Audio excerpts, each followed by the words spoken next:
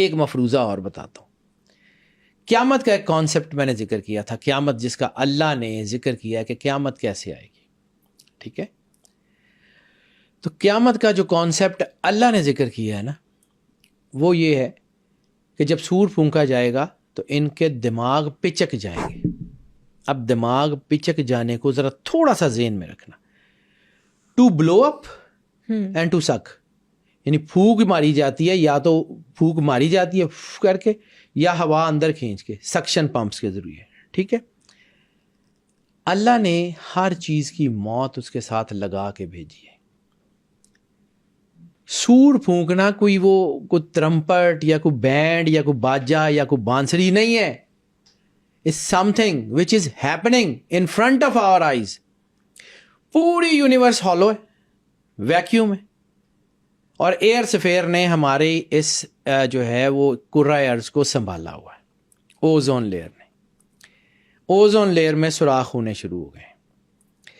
جس دن ozone layer پھٹی, ہوا تیزی سے باہر نکلے گی, اور جب سکشن پمپ چلتا ہے تو چیزیں پچک جاتی ہیں. ایگزیکٹلی. ٹھیک ہے, اللہ قرآن پاک میں کیا کہہ رہا ہے, ان کے دماغ پچک جائیں گے. آواز کی لہروں سے اگر دماغ پھٹتے ہوتے تو کان پھٹتے, آپ کی یہ اسپائنل کارڈ کے سروائکل میں مسئلہ ہوتا, برین میں اس کا کوئی کانسیپٹ نہیں ہوتا. اناٹمی یہی کہتی ہے. ٹو اسکویز, ہوا باہر نکل جائے گی.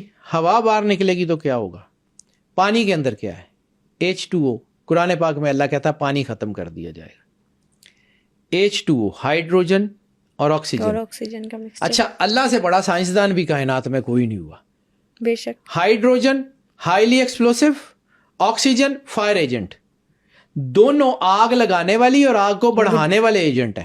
ٹھیک ہے, دونوں ملتے ہیں تو پانی بن جاتا ہے جو آگ کو بجھا دیتا ہے. کمال ہی کی سائنس ہے. صرف اس کی جو ہے نا, اس کی جو اندر اس کے جو چیزیں ہیں, اس کی چیزوں کو سمجھنے کی کوشش کرو. ہائیڈروجن اور آکسیجن, آکسائڈ بریک ہو جائے گا, آکسائڈ بریک ہو جائے گا, ہائیڈروجن علیحدہ ہو جائے گی, آکسیجن علیحدہ ہو جائے گی, پانی ختم ہو جائے گا. پہاڑ روئی کے گالوں کی طرح اڑیں گے. تیسرا کانسیپٹ قیامت کا. اوزون لیئر ختم ہو گئی, پہاڑ ہوا ختم ہو گئی, تو گریوٹی کہاں گئی؟ ختم. گریوٹی کے لیے کیا ضرورت تھی؟ اوزون لیئر اور اس زمین کی جو چیزیں تھیں اس کے اندر رہتی تھیں جو اس کو رکھ رہی تھی. پہاڑ روئی کے گالوں کی طرح اڑیں گے. اور قیامت کس کو کہتے ہیں؟ باہر سے آنی.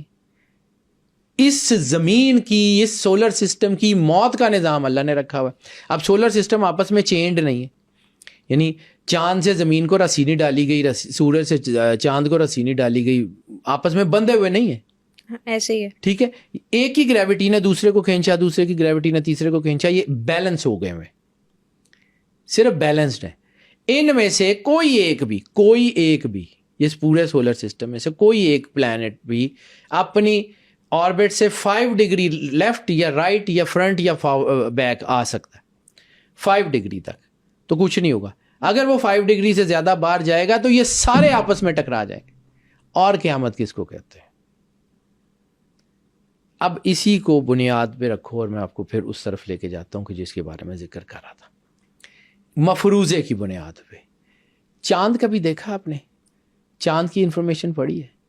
یہاں کہیں سمندر تھے, یہاں کبھی اوزون لیئر تھی, یہاں کبھی انسان یا اس سے ریلیٹڈ کسی مخلوق کا وجود تھا. مفروضے ہیں. ایسے کہتے ہیں.